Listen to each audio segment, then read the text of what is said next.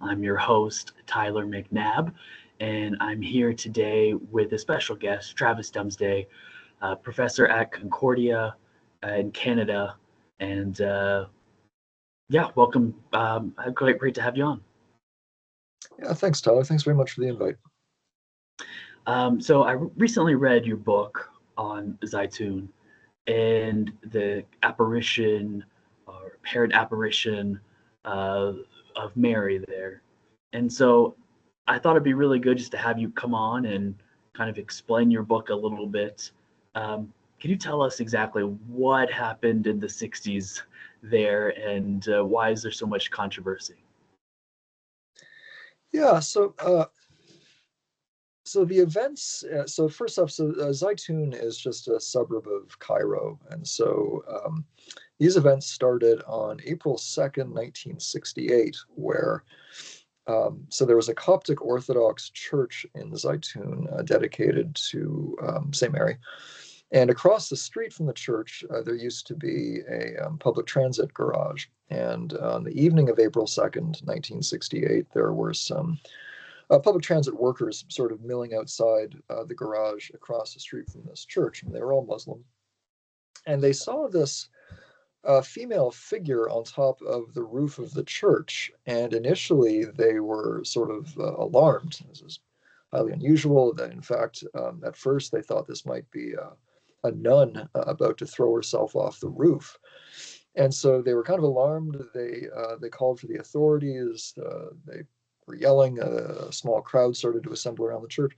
But as they got closer and they got a more sustained look at this figure, they realized that it was glowing. It was actually emanating light, and it was not sort of just on top of the roof of the church, but sort of floating on top of the roof of the church. It was obviously a female figure, and so given that this was the Church of St. Mary, people started associating this very quickly with the Virgin Mary. So they called the police because, again, initially they thought this might be a potential suicide. So the police were called. There was a crowd that assembled. There were folks within the church who came out to see what was going on. And so on that initial night, a fair number of people saw this glowing female figure, including some of the police that arrived pretty quickly. But then it disappeared. And so, the word spread around the neighborhood, but it was still, after that first night, a relatively small number of people that had seen this. But then it reappeared again some nights later and kept reappearing at irregular intervals, right? There wasn't a sort of easily discernible pattern of appearances. Sometimes it would show up for several nights in a row, and there might be a gap of a week or 2 weeks, and it would show up again. When it showed up, this glowing, floating female figure, sometimes it would appear on some evenings just for a brief period, maybe 10 or 15 minutes. And other times it would be there for hours. And some of these evenings when it would be there for a really extended period, this is where especially you would get crowds, there's massive crowds assembled around the church as word spread throughout the neighborhood that this thing had appeared again. So as over the succeeding weeks and months, as word spread throughout Egypt, you started to get just people camping out in front of the church.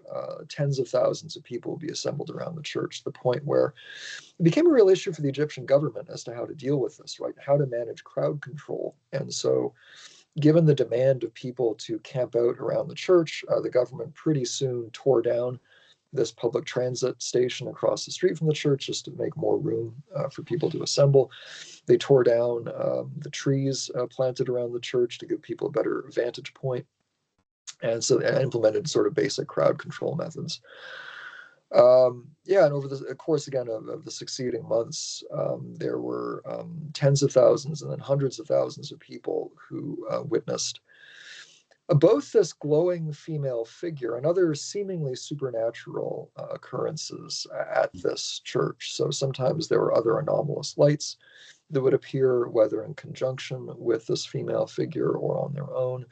There were many reports of what was described as glowing birds that would be seen at night flying around the church, sometimes in the formation of a cross.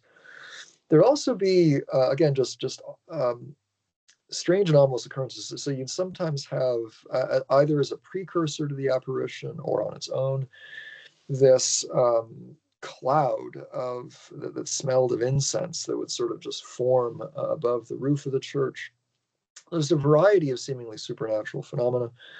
There were also, it quickly became apparent as Egyptian newspapers started to report on these occurrences, it became apparent that a lot of miraculous healings were being reported. Right? People would go to the church, they would see the figure, and then find that their cancer was cured, or their hernia was gone, or a whole variety of other ailments were allegedly cured. These eventually the Coptic Orthodox Church formed a medical panel of experts to look into these claims of reported healings and issue a report to the church. Again, likewise, so the Coptic Orthodox Church more broadly just instituted an official investigation into these events within the first couple of months. And unlike pretty much every other Marian apparition in church history, this was an interesting situation where the official church commission that was appointed to investigate the events saw the apparition themselves, and this played a big role in their providing a positive assessment to the Coptic Orthodox Pope, who eventually declared the apparitions as genuine. The Egyptian government also instituted its own investigation. They too declared that they could not find a naturalistic explanation for what was happening. So the Egyptian government said they tried various methods to try to figure out if there might be some way that these events were being hoaxed or something, but they couldn't figure out anything that might be causing these occurrences. So again, given the sheer sorry, go ahead. No, I was just going to say, so it appears that there's some sort of objective, there's something objective to the apparition that is going on, because you're saying multiple people saw it, not just at one particular time, but throughout long periods of time. And there's other objective elements kind of in the situation, such as like healings and so on. And so there are objective features of this phenomenon. Is that what you're saying? Right? Yeah, where I suppose, right. So in terms of objectivity, one of the core methods we ordinarily use to assess whether or not a phenomenon is objectively real, as opposed to something like a subjective hallucination or a purely private vision, is intersubjectivity, right? Is it the case that multiple people are seeing the same thing at the same time? And with Zeitoun, it's definitely the case that much of the phenomena was being experienced by massive numbers at the same time. Egyptian newspapers who were trying to who were reporting on this, on some evenings they said that there were 250,000 people assembled around the church witnessing these events, on a given evening. And so over the course of so these events continued for roughly 2.5 years. So it started in 1968, continued at a pretty significant rate for especially the first year and a half, and then gradually became less frequent, and the crowds over time started to diminish, and then eventually the events sort of tapered off as of 1971. But over the course of that 3-year period, there are different estimates of how many people witnessed these events, but a reasonable estimate, one that some notable scholars have pointed to, is roughly 1 million people saw the apparition in some form over the course of this extended period. So that brings me to my next question. So it seems to be objective elements going on here to explain these experiences. Do you think that there's any kind of subjective components to it as well? Like, so for example, with Fatima, vast majority of eyewitness reports that I've read saw the sun turning colors, and most of them saw the sun moving toward the earth, or at least maybe it wasn't the sun, it was something else, but whatever. But did everyone in Zeitoun here see a woman kind of in lights, or did some just see lights, or did some people claim to see nothing at all? Do you think there are subjective elements to this as well?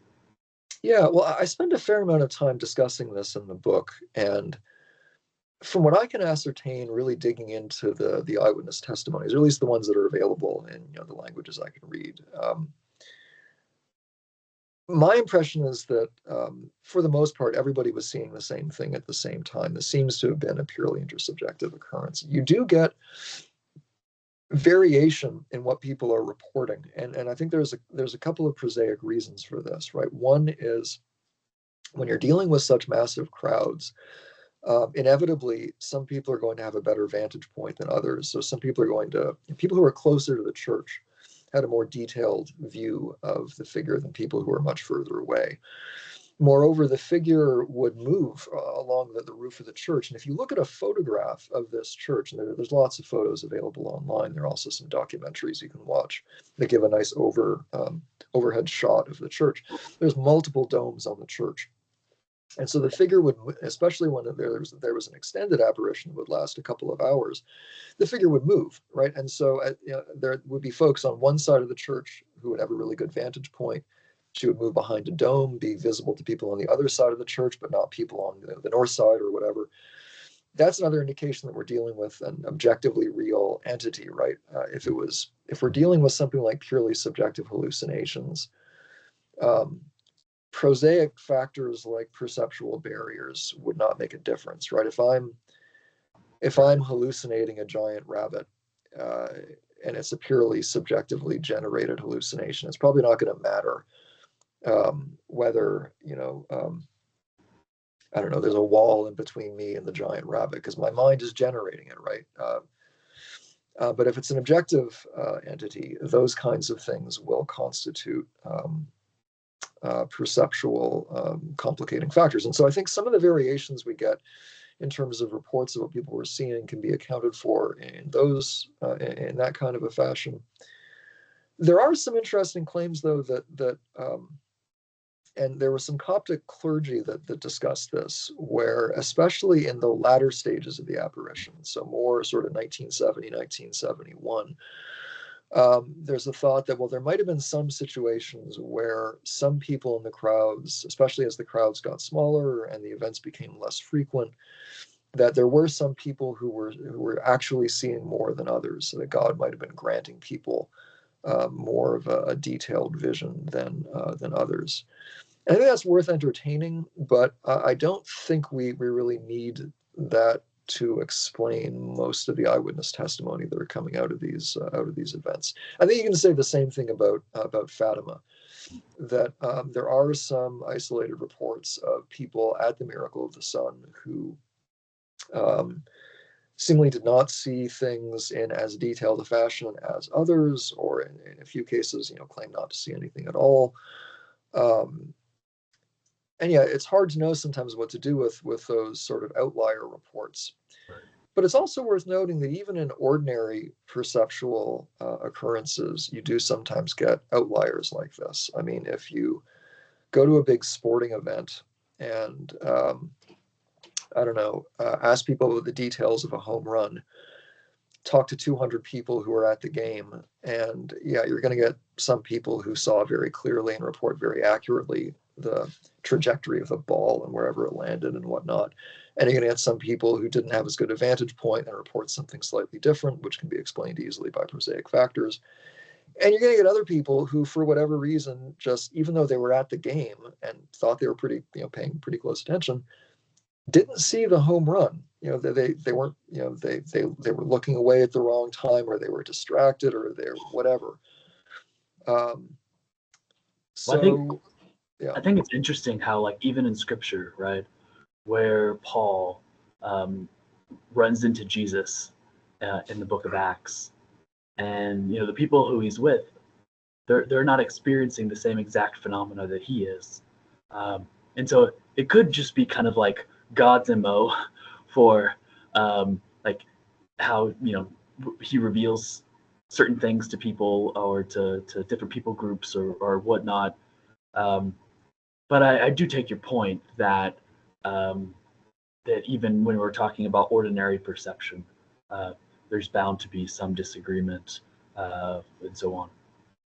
Well, yeah, and yeah, that's a nice example to point to, right? So it is definitely the case that there are some religious experiences in which are what might be called sort of partially intersubjective, in which, let's say, you've got a half dozen people present, and maybe four of them see the angel. Two of them don't see anything, but they feel some kind of a weird presence. Right. Or maybe someone who is there doesn't experience anything. Right. And so, yeah, Paul's vision in Acts, right on the road to Damascus, is a nice example of this biblically, where, I think it was some of the people present heard the voice but didn't see the light, or vice versa. I'd have to go back and look at it again. But you definitely see examples of this in the Bible, of partially intersubjective experiences. And why is that? Is God sort of prompting the spiritual senses of some people but not others? Yeah, that might well be what's going on. What's the best naturalistic explanation of Zeitoun? Yeah, well, so I spend a lot of time in the book going over all of the suggestions by various branches of scientists who looked into these events, trying to provide some kind of naturalistic explanation. And of the ones that I consider, the explanation that was initially most promising, it seems to me, was an explanation that was proposed by a Canadian neuroscientist, Michael Persinger, where Persinger had developed. He initially developed this as a theory of the UFO phenomenon, and then he kind of broadened it out to a sort of more generic theory of the paranormal and religious experiences more broadly, called tectonic strain theory. So very briefly, his basic idea was that we are constantly surrounded by electromagnetic activity in our ambient environment, and the strengths and frequencies of that electromagnetic activity are subject to a wide variety of environmental influences, including tectonic influences, right? So seismic activity can affect electromagnetic activity in our ambient environment. And so his suggestion was that seismic activity can, by virtue of these effects in the electromagnetic environment, can give rise to anomalous lights. So so he posited that there are objectively real weird lights that can be prompted in our environment by seismic activity. Not only seismic activity, but other kinds of environmental influences as well. And so he thought that the objectively real anomalous lights that people are claiming to see when they're seeing UFOs are often just generated by these sorts of seismic activity, or these kinds of events.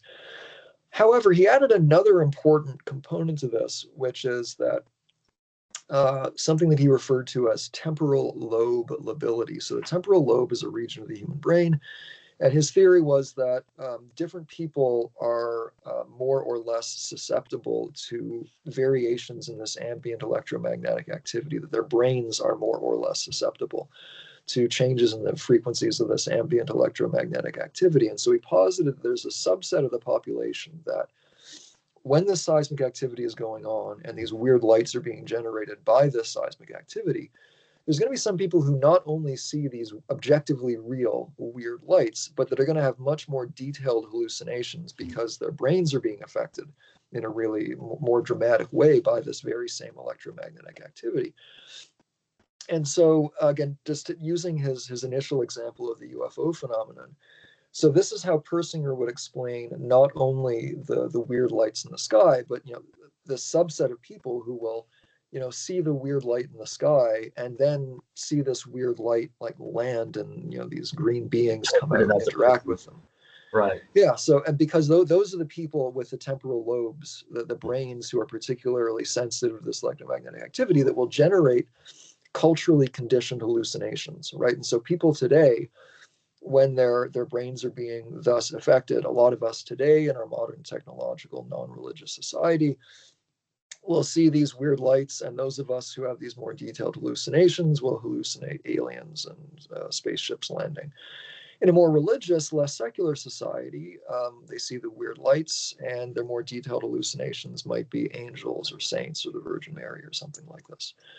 So Persinger's theory, basically he took that generic theory of the paranormal, And he applied it to Zeitoun. There was an article he wrote, he co-authored with another psychologist, John Dare, back in 1989. It actually appeared it was published in a peer-reviewed psychology journal called Perceptual and Motor Skills. And it was basically taking that theory, that tectonic strain theory of the paranormal, and putting it to work and trying to explain Zeitoun. And so Persinger's idea was that Egypt had experienced unusually high levels of seismic activity in the years leading up to 1968.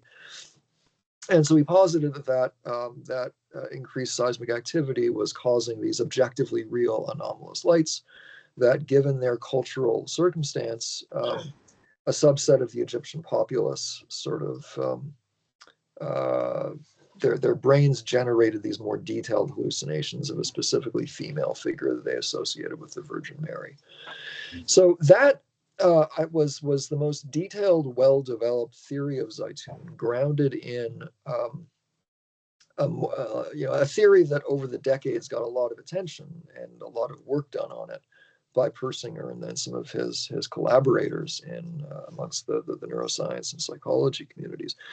So that theory, I think, was the most promising insofar as it held out the most promise of providing some kind of a well-grounded naturalistic account of not just what people were experiencing, but the intersubjective nature of it, right? The fact that many people are experiencing the same thing at the same time, right, which is what typically is a problem for neuroscientific accounts of religious experience, right?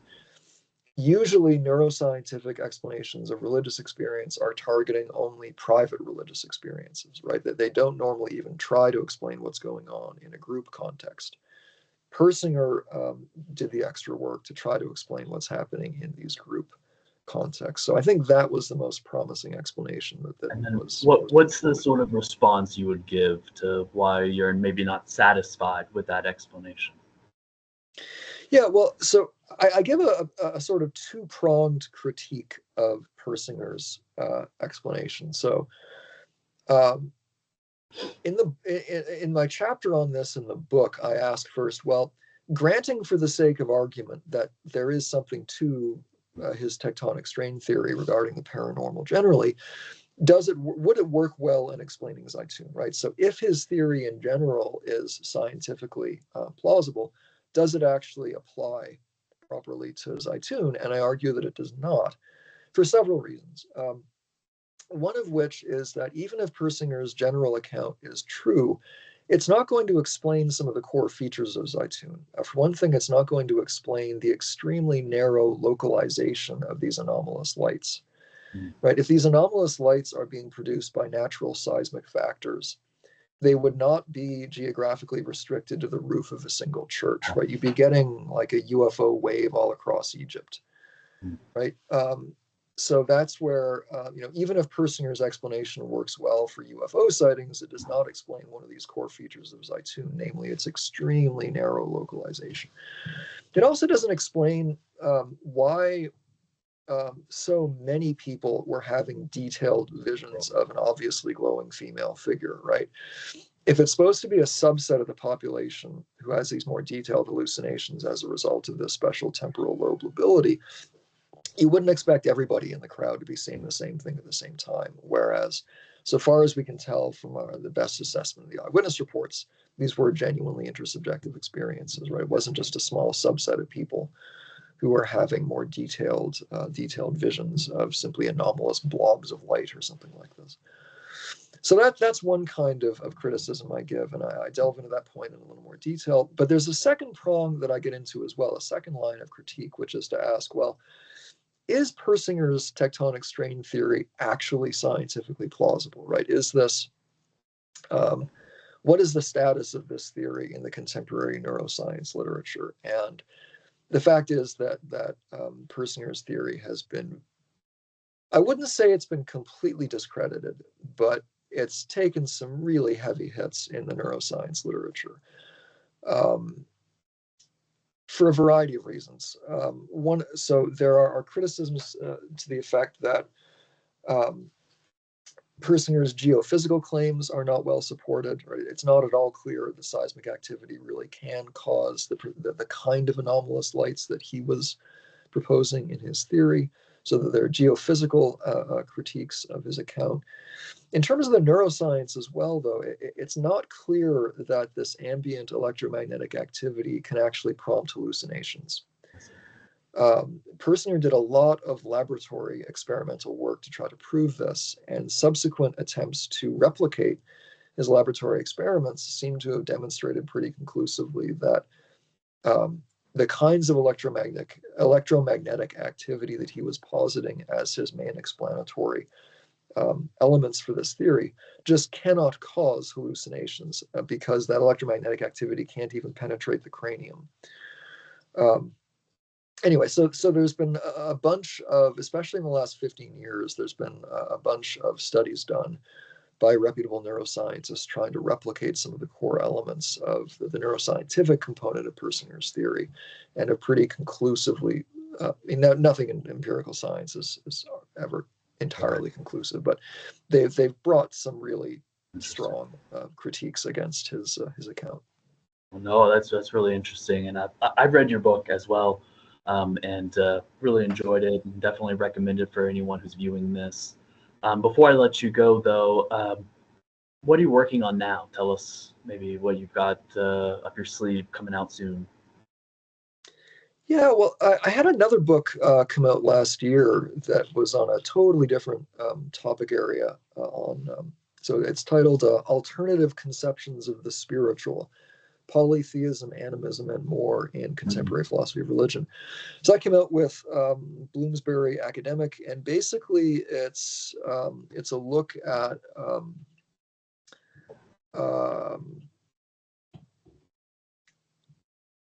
how to describe this well. So you'll be aware of this. Some of your viewers might not be. So the contemporary philosophy of religion scene is still mostly occupied by debates involving Judeo-Christian theism and naturalism, like as its main sparring partner, right? There is more work being done today on philosophical issues and ideas coming out of non-Western religions and Buddhism, Hinduism, etc. But there needs to be more of that work being done, I think. And in particular, there needs to be more work being done on philosophical ideas arising out of new religious movements and alternative spiritualities, which are growing by leaps and bounds in the Western world. And so what this book is my attempt to delve into philosophical work being done by neo-pagan thinkers, by folks in the New Age movement, by folks who are advocating the revival of various kinds of indigenous religious traditions, and sort of just exploring the arguments they're coming out with, trying to summarize them and assess them objectively. So my hope is that this book can both promote more work being done on ideas coming out of these movements, but also to sort of broaden out what folks are working on in philosophy of religion. Because as a Christian myself, obviously I'm not going to be on board with everything coming out of these new religious movements, but it seems to me that the religious cultural landscape in Canada and the United States, maybe also in Western Europe, is shifting. I think while it's still important to engage with naturalism and atheism, etc., our students, for the most part, our non-Christian students, for the most part, they're not getting into new atheism. They're getting into the paranormal, you called alternative religious movements, Eastern religions. This is what young people today who are not in the church are gravitating towards much more often than they were 20 years ago. And this is something that it seems to me that Christian philosophers have not caught up with. We're still engaging in the debates that were important to engage in, but were more important to engage in, 20 years ago. And I think it's really key that we start broadening out the kinds of literatures that we're engaging with. Oh, that's a good word. I appreciate you, and I appreciate your time and coming on. Thank you so much. Well, thank you. Yeah, I appreciate the chance to come on and talk and plug the book. Thanks very much.